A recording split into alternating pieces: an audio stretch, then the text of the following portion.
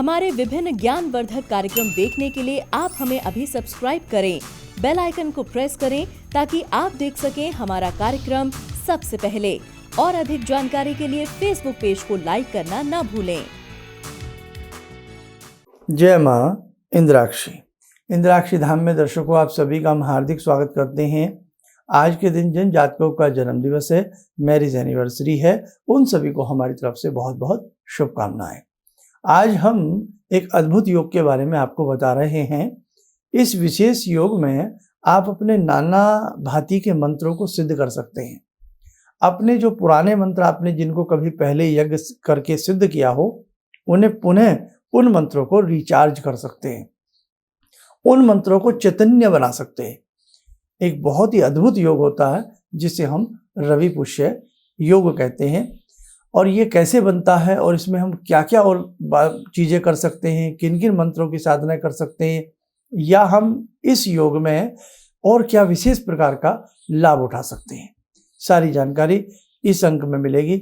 ध्यान से इस अंक को आप पूरा सुनिएगा। आइए आज का पंचांग देखते हैं।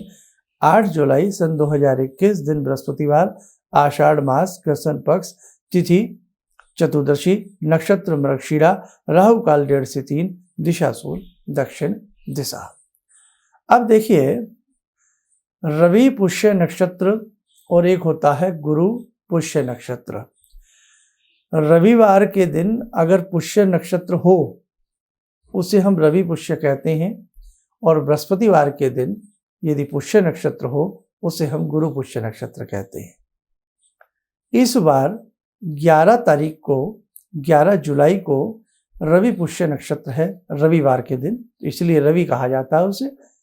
इस नक्षत्र में अनेकों प्रकार के मंत्र, अनेकों प्रकार की साधनाएं, अनेकों प्रकार की ऐसी ऐसी सिद्धि की जा सकती हैं कि आप यकीन मानिएगा कि आप यदि किसी मंत्र को 40 दिन अच्छे से साधते हैं और यदि केवल रवि पुष्य नक्षत्र में उस मंत्र को चैतन्य बना लें, सिद्ध कर लें, तो 40 दिन एक तरफ और वो एक दिन एक तरफ। जी हाँ, इसमें कोई अतिशयोक्ति नहीं है, क्योंकि योग होते हैं ये योग रोज नहीं आते। हालांकि रविवार तो हर सप्ताह में आपको मिलेगा, गुरुवार हर सप्ताह में मिलेगा, लेकिन रविवार का दिन हो, 27 नक्षत्रों में से रविवार के दिन यदि पुष्य नक्षत्र आता है तो ये योग बनता है। और ये करीब करीब कई बार 1.5 महीने बाद, कई बार 2 महीने बाद, और कई बार उससे भी थोड़ा सा लंबा समय इसमें बीत जाता है। लेकिन जानकारी बहुत लोगों को इसकी नहीं होती है। आप सुनिएगा इसके बारे में विस्तार से। हमने अनेकों बार आपको सावर मंत्र सिद्ध कराए हैं। रवि पुष्य नक्षत्र में जड़ी बूटियों को सिद्ध करना, कोड़ियाँ सिद्ध करना, रवि पुष्य नक्षत्र में विशेष प्रकार के यंत्र का निर्माण करना और उसको सिद्ध करना। रवि पुष्य नक्षत्र में किसी औषधीय पेड़ को, उसकी जो भी आप छाल, तना या जो भी उसके पंचांग से आप कोई औषधि बनाना चाहते हैं, तो वो भी रवि पुष्य नक्षत्र में श्रेष्ठ माना जाता है। कोर्ट कचहरी में जिन्हें विजय प्राप्त ना होती हो, नमस्कार करें और एक ही झटके से छुई मुई का छोटा सा पौधा होता है उसे आप उखाड़ लें रविवार के दिन और पुष्य नक्षत्र में। ये है 11 तारीख को, 11 जुलाई को। आगे भी रवि पुष्य आते रहेंगे, आपके बहुत काम आएगा। तो वो जो आप छुई मुई का छोटा सा वो हो, बहुत बड़ा ना हो, और उसकी 5 चीज़ें, पंचांग का पंचांग साफ सुथरा करके किसी मोमजामे में रखें, और जब आप कोर्ट कचहरी के लिए जाएं उसे संग लेके जाएं। कई विशेष प्रकार के लाभ मिलते हैं, और यदि उसकी आप सिद्धि जानते हैं, किसी मर्मज्ञ से समझ लें, तो और भी आपके कारगर साबित हो सकती है। दूब का बांदा, कुसा का बांदा, आम का बांदा, नीम का बांदा, बरगद का बांदा बहुत कीमती होते हैं। रवि पुष्य नक्षत्र में इन बांदों को बांदे कहते हैं इन्हें। कभी वैसे तो इसके मैं अलग से एपिसोड बनाऊंगा। ये होता क्या है, संक्षिप्त में समझ लें, शॉर्टली, समय इतना नहीं है इस प्रोग्राम में और बातें बतानी है। आम के पेड़ के ऊपर कोई अपने आप दूसरा पेड़ उगाए, पौधा छोटा सा आम के ऊपर, जैसे नीम उगाया, आम के ऊपर हल्का सा कोई बकुल का पेड़ उगाया, आम के ऊपर और कोई पेड़ उगाया, उसको हम बांदा कहते हैं। और ये बांदे अलग अलग वृक्षों के बांदे अलग अलग रूप में कार्य करते हैं, है ना। तो शायद मैंने बहुत पहले कोई एपिसोड बनाए थे, लेकिन कभी फिर बना देंगे आपके लिए। अब एक चीज और देखें, कुशा का बांदा बड़ा अच्छा होता है, पहाड़ी इलाकों में मिल जाता है, गोल गोल सा होगा। और कुशा के बांदे में कई बार साधारण जो दूब होती है वो उसमें लिपट जाती है, उसमें से उगाती है। और भी कुशा के बांदे कई प्रकार के होते हैं। कई बार किसी कुशा के बांदे के ऊपर हल्का हल्का लाली वाला छींटा होता है, बहुत कीमती होते हैं। लेकिन मैं आपको एक बात जरूर कहूँगा, ये बांदे कहीं बाजार में नहीं मिलते। मेरी बात ध्यान से सुनना, और वो तो जरूर ध्यान से सुनना जो हमारे इस चैनल को देखने वाले लोग हैं, पसंद करने वाले लोग हैं। एक तो मुसाफिर होते हैं कि ये चैनल देखा, वो चैनल देखा, कभी रास्ते में हम दिख गए तो देख लिया, नहीं दिखे तो कोई बात नहीं। लेकिन जो रेगुलर हमें सुनने और देखने वाले हैं, मेरी बात ध्यान रखना, ये बाजार में नहीं ये चीज़ें मिलती। आपको जो भी इस प्रकार की चीज़ें कहते हैं ना कि हमारे पास सियार सिंगियाँ हैं, ये सब चीज़ें नहीं, इनके चक्करों में आपको पड़ना। ये कुदरती चीज़ें होती हैं, नेचुरली होती हैं। आपको मिले तो आपको अपने रूप में रखना पड़ता है, लेकिन कदापि इनकी खोजबीन आपको नहीं करना। आप जैसे एक चीज़ आपको और हम बता दें कि ये बांदे की बात हमने आपसे की, तो बांदे कहीं बाजार में नहीं मिलते। कोई दुकानदार कहे मेरे पास कुशा का बांदा है, आम का बांदा है, सोचने की बात है, वो कैसे रखेगा, तो सूख जाएगा, गल जाएगा। आजकल ऐसी बहुत एड कंपनियां हैं, वो इस प्रकार की चीज़ें बोल दें। अगर मैं भी आपसे ये कहूँ कि मेरे पास कुशा का बांदा है, नीम का बांदा है, मैं गलत बता रहा हूँ। आप यकीन मत करना, क्योंकि ये चीज़ें नसीब से मिलती हैं, कुदरत से मिलती हैं। जैसे एकाक्षी नारियल होता है। अब एकाक्षी नारियल कहने को कोई भी कह दे, आज ऐसी ऐसी दुकानें हैं, हम कहे 1000 एकाक्षी नारियल चाहिए, वो कह देंगे ले जाइए। कहाँ से उनके पास इतनी चीज़ें आती हैं? ये सब चीज़ें जानबूझ करके बनाई जाती हैं। एक जो एकाक्षी नारियल किसको कहते हैं? नारियल में कितने छेद होते हैं? 3। 2 वाला भी होता है, लेकिन एक वाला जिसमें एक छेद होता है उसे हम एकाक्षी नारियल कहते हैं। अब वो 2 छेद इस प्रकार से उसी के बुरादे को लेकर के और अच्छा सा कोई केमिकल्स लगा करके ऐसे ढाँप दिया जाता है और ऊपर से रेगमाल मार दिया जाता है और जटा चिपका दी जाती है।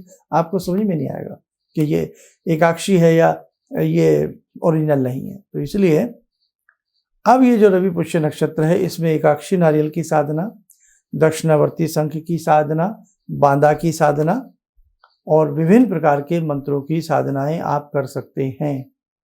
और जिन्होंने शावर मंत्रों की सिद्धि की हो या अनेक अपने कोई पुराने मंत्र आप लोग सिद्ध करते हो, तो उन मंत्रों को भी आप जरूर करिएगा रविवार के दिन। जैसे हमने एक बार एक मंत्र बताया था आपको, हनुमान जी का एक मंत्र बताया था, ए हनुमान 12 वर्ष को जवान, हाथ में लड्डू मुख में पान, हाक मारत आए बाबा हनुमान। ओम नमो बद्र का कोठा, जिसमें पिंड हमारा बैठा, ईश्वर कुंजी ब्रह्म का ताला, मेरे 8 याम का यति हनुमंत रखवाला, मेरी भक्ति गुरु की शक्ति, फुरो मंत्र ईश्वरो वाचा या गोरख वाचा। नाना भांति के हमने समय समय पे आपको सावर मंत्र बताए हैं। देह की सुरक्षा के लिए होते हैं, रक्षा के लिए होते हैं, परिवार की सुरक्षा के लिए होते हैं। तो आज मेरा सब्जेक्ट आपको यहाँ मंत्र विद्या देना नहीं है, मैं सिर्फ इस योग की जानकारी आपको दे रहा हूँ, समझ गए। तो आपको कोई भी सावर मंत्र सिद्ध करना है तो आप जरूर करिएगा। रविवार के दिन आप सिद्ध कैसे करते हैं? रामायण जी हैं, रामायण जी का कोई भी दोहा चौपाई आप सिद्ध करना चाहते हैं, जैसे विद्या के लिए रामायण जी के अनेकों चौपाई हैं, दोहे हैं, सोरठे हैं, आपस में मित्रता के लिए हैं, आपस में विजय प्राप्ति के लिए हैं, बहुत सारी ऐसी चीज़ें हैं आप करना चाहते हैं। तो सिद्धि कैसे की जाती है? रामायण जी का कोई दोहा या चौपाई हो या सावर मंत्र हो, साधारण तरीका बता रहा हूँ, रवि पुष्य नक्षत्र हो और उसमें नहा धो करके अच्छे से बैठ जाएं, हवन कुंड लकड़ियाँ वगैरह सब कुछ समझियाएँ रख करके बैठ जाएं। और आप पहले जो भी मंत्र आप सिद्ध कर रहे हैं, जैसे राम जी का है या हनुमान जी का है, तो जो भी उस मंत्र के देव या देवी हैं उनका पंचोपचार अच्छे से पूजन करें, धूप दीप उन्हें अच्छे से अर्पण करें आज्ञालय में गुरु की और उनकी। उसके बाद 1 माला, 3 माला या 5 माला का जप करें और जप करने के बाद एक माला का हवन करें।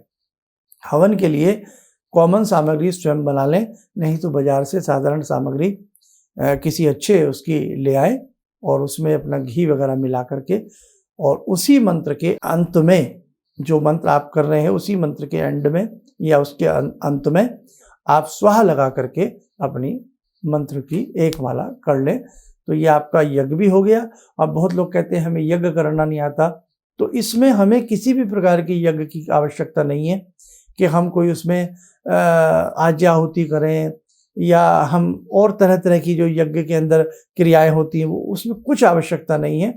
बस अग्नि को होंग फट बोल करके प्रज्वलित कर लीजिएगा, नमस्कार कर लें और पानी का हल्का सा छींटा मार करके और जो आपका मूल मंत्र है जो आपने सिद्ध किया है, जिसको पढ़ा है, उसी में स्वाहा लगा करके एक माला का यज्ञ कर लें। बस ये साधारण तरीका है इसमें।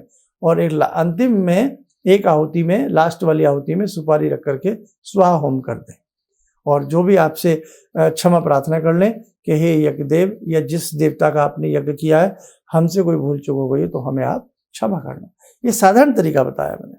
अब जैसे श्वेतार्क गणपति, क्या बात है साहब, श्वेतार्क गणपति किसी को मिल जाए, रवि पुष्य नक्षत्र में उन्हें निकाला जाए सुबह सुबह और फिर घर लाए, लेकिन श्वेतार्क गणपति ऐसे नहीं निकाले जाते। उसके लिए मेरी एक अलग वीडियो है, वो आप पूरी देख लीजिएगा तब समझ लेना। श्वेतार्क गणपति गमले में नहीं निकलते, जिसने गमले में श्वेत आंख लगा रखे हो, मदार जिसे कहते हैं, नहीं निकलते। कोई पुराना प्लॉट हो, उस प्लॉट में कोई पुराना पेड़ हो, यानी कि पुराने प्लॉट से मतलब है उसमें छेड़छाड़ ना की गई हो और पुराना उसमें कोई पेड़ लगा हो 8-10 साल पुराना। भगवान की कृपा ऐसी है कि उस श्वेत आंख के अंदर, मदार के अंदर, जमीन में जब उसे 5-10 फीट नीचे चले जाए, 5 फीट तो जाना पड़ता है कम से कम, 5 फीट जब नीचे जाएंगे तो नेचुरल उसमें भगवान गणेश की प्रतिमा बनी मिलती है। ये देखो अद्भुत महिमा है प्रभु की हमारे। और उसके पुष्प जो हैं वो भगवान शिव को, उनके पिता को चढ़ाए जाते हैं। तो ऐसा कोई हो, उसे 1-2 दिन पहले नोता दे के आना पड़ता है, पूरी विधि विधान से और बिना किसी लोहे की सहायता से उसे निकाला जाता है। उसका तरीका है, आप हमारी वीडियो देख लें। और रवि पुष्य नक्षत्र जैसे 11 तारीख को है तो उनकी साधना करें, उन्हें लाएं अच्छे से, उसी नक्षत्र में निकालें, उसी नक्षत्र में घर ला करके उन्हें धूप दीप दें, फिर उन्हें लेप करें गोघृत मिला करके और सिंदूर में, कामिया सिंदूर मिला करके उनके ऊपर चौका देवें और अच्छे से उन्हें सजावें और गणपति के लिए पूरी भावना कर करके, प्राण प्रतिष्ठा कर करके फिर यज्ञ आदि पूजा आदि उसी मंत्र से करें। जिस घर में इस प्रकार के श्वेतार्क गणपति रहते हैं, धन धान्य की कभी कमी नहीं आती। देखो मेरे साधकों, ये सब्जेक्ट बड़ा अद्भुत है आज वाला, इसे मामूली मत समझें। तो बस ध्यान रखना कि हम क्या क्या कर सकते हैं रवि पुष्य में। खास तौर से रवि पुष्य में ऐसी चीज़ें बहुत कारगर साबित होती हैं। गुरु पुष्य में हम ज़्यादातर रत्नों के लिए आपको बताते हैं। और हाँ, रवि पुष्य में रुद्राक्ष की सिद्धियाँ, रुद्राक्ष की प्राण प्रतिष्ठाएँ, बहुत सारी चीज़ें रवि पुष्य में की जाती हैं। गुरु पुष्य में विद्या के लिए, संतान के लिए ऐसे विशेष प्रकार के कवच आदि बनाए जाते हैं। तो उम्मीद रखता हूँ आज जो मैंने कुछ बातें बताई आपके काम आएंगी। लेकिन अभी बहुत मेरे साधक हैं जिन्हें बहुत बातें समझ में नहीं आई। अभी बांधे को लेकर के कुछ लोग अटके हुए हैं, अभी कुछ लोग छुई मुई वाली बात को लेकर के अटके हुए हैं, अभी कुछ लोग क्या कहते हैं, अभी हमने जो श्वेतार्क गणपति की बात बताई, लेकिन भाई इतने छोटे से एपिसोड में ये सारा बताना मुमकिन नहीं है। बस मुमकिन इतना था कि रवि पुष्य योग बहुत कीमती होता है। अब साधारण और बात बता देता हूँ, फिल्टर करता हूँ, आसान करता हूँ आपको। आप जो प्रतिदिन पूजा करते हैं, आप प्रतिदिन तो कुछ ना कुछ पूजा करते हैं ना, कोई गुरु मंत्र पढ़ते हैं, कोई इष्ट मंत्र पढ़ते हैं। और वैसे इष्ट मंत्र कुछ नहीं होता है, गुरु मंत्र ही इष्ट मंत्र होता है। कहने को कोई कुछ भी आपको चटनी चटाए, मैं उसका जिम्मेदार नहीं हूँ। लेकिन इष्ट मतलब क्या है, जो हमें भाते हैं। अब नाना भांति के हमारे देवी देवता हैं, कोई राम को, कोई श्याम को, कोई हनुमान को, सब भजते हैं, तो वही उनके इष्ट हैं। अब गुरु आपने बनाए, अब गुरु ने आपको कोई मंत्र दिया तो वही शिष्य के लिए इष्ट मंत्र बन जाता है और वही उसका गुरु मंत्र होता है। तो आप जो कोई ना कोई प्रतिदिन की पूजा करते हैं, उसी प्रतिदिन की पूजा को आप रवि पुष्य में 11 तारीख में पूरी विधि विधान से करना, मतलब बहुत अच्छे से करना, बहुत मन से करना। तो समझो जो मंत्र आप जप रहे हैं, मंत्र हैं, स्तोत्र हैं, कवच हैं, कुछ भी हैं जो आप जप रहे हैं, उनमें और प्राण आ जाएंगे, उनमें और जान आ जाएगी, वो मंत्र और चैतन्यता की तरफ चले जाएंगे, मतलब वो मंत्र बहुत इफेक्टिव हो जाएंगे। दूसरी बात, आप अपने गुरु मंत्र में लास्ट में स्वाहा लगा करके यज्ञ भी कर सकते हैं रवि पुष्य में, या आप कोई और भी मंत्र जो आप पढ़ रहे हैं प्रतिदिन के हिसाब से, उस मंत्र के एंड में स्वाहा लगा करके एक माला का यज्ञ भी कर सकते हैं। तो ये मतलब कुछ ना कुछ आप रवि पुष्य नक्षत्र में करने का प्रयास कर लेना। दूसरी बात, आपसे यज्ञ नहीं करना आता या बिल्कुल ही नहीं करना चाहते, तो आप क्या करें, उस दिन भले आप दूसरे दिनों में पूजा कम करते हो, लेकिन रविवार के दिन इस बार 11 जुलाई को थोड़ा सा अच्छा सा मन बना करके अपनी थोड़ी सी पूजा पाठ अच्छे से कर लेना। बस इतना भी कर लोगे तो मुझे भी तसल्ली होगी कि हाँ भाई मैंने समझाया और कुछ लोगों ने ऐसा किया, यानी कि जो प्रतिदिन की आपको ओम जय जगदीश हरे, ओम नमः शिवाय, ओम ह्रीम नमः शिवाय, ऐं ह्रीम क्लीम, दुर्गा सप्तशती, और कोई अपने विशेष प्रकार के मंत्र, कोई भी जो भी आप मंत्र पढ़ते हैं, कोई भी आप चालीसा पढ़ते हैं, दुर्गा चालीसा, शिव चालीसा, गणेश चालीसा, भैरव चालीसा, राम चालीसा, कृष्ण चालीसा, जो भी आप पढ़ते हैं XYZ, तो कम से कम आप रविवार के दिन इस बार थोड़ा सा अच्छे से अपनी पूजा पाठ को करना, तो आपको बहुत अच्छा फल मिलेगा। आइए साथ को समय हो चला है आज की ध्यानमाला का। आज की ध्यानमाला में जुड़ते हैं हम भगवान श्री शंभू से। ओम आत्मा त्वं गिरिजामति सहचरा प्राणा शरीरं गृहं पूजा ते विषयोपभोग रचना निद्रा समाधिस्थिते संचारा पदयो प्रदक्षिण विदेः श्रोत्राणि सर्वागिरो यद्यात् कर्म करोमि तद्दखिलं शम्भोस्तवाराधनम् चन्द्रोद्भासित शेखरे स्मर हरे गंगाधरे शंकरे सर्पे भूषित कंठ कर्ण विवरे नेत्रोत्तवे स्वानरे दन्ते त्वकृत सुंदरां वरदरे त्रैलोक्यसारे हरे मोक्षार्तिं कुरु चित्तवृत्त्यमचलं मन्येस्तु किं कर्म वे वन्दे देव उमापतिं सुरगुरुं वन्दे जगत्कारणं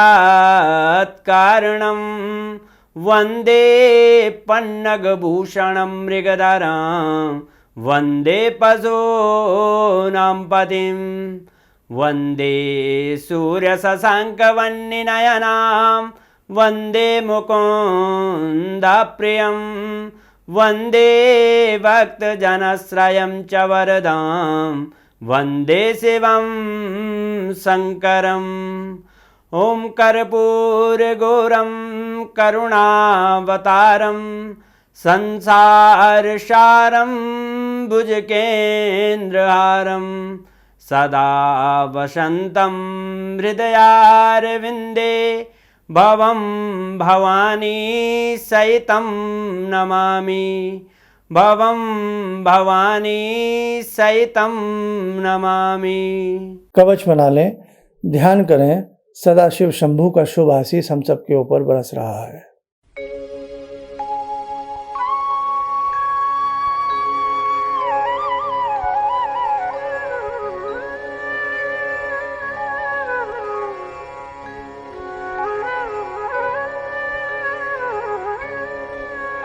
ओम बोलते हुए नेत्र खोलें, सामान्य हो जाएं और देखो साधकों, जैसे आज का ये अंक है या इस प्रकार की कोई भी अंक हैं जो कहीं आपको थोड़ा बहुत अच्छे लगते हैं, तो आप ऐसे जितने भी हमारे अंक हैं उन्हें आप शेयर कीजिए, एक दूसरे को भेजा करें।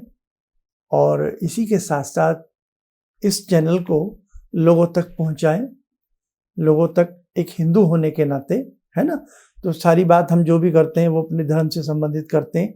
आपको कुछ ना कुछ देने की प्रवृत्ति हमारी हमेशा बनी रहती है।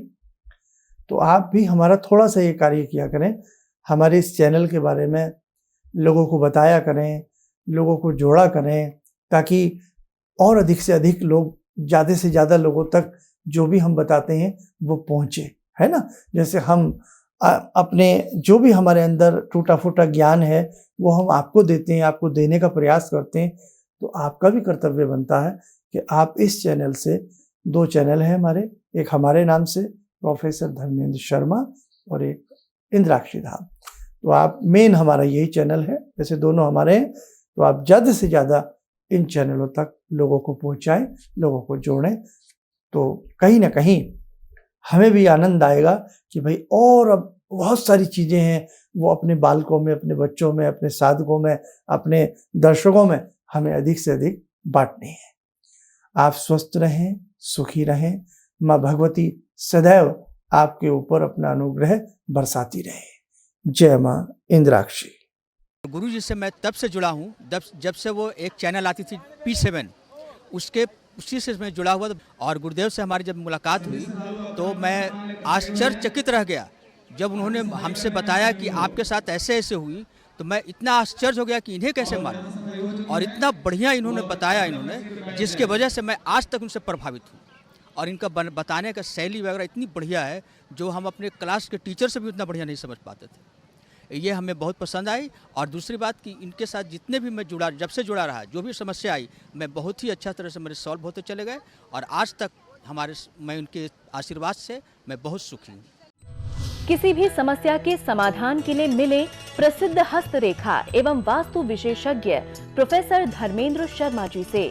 नोट: शिविर में भाग लेने हेतु एवं व्यक्तिगत रूप से मिलने के लिए कॉल करने का समय सुबह 10 बजे से शाम 6 बजे तक।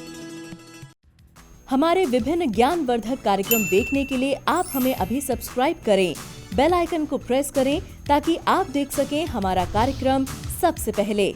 और अधिक जानकारी के लिए फेसबुक पेज को लाइक करना न भूलें।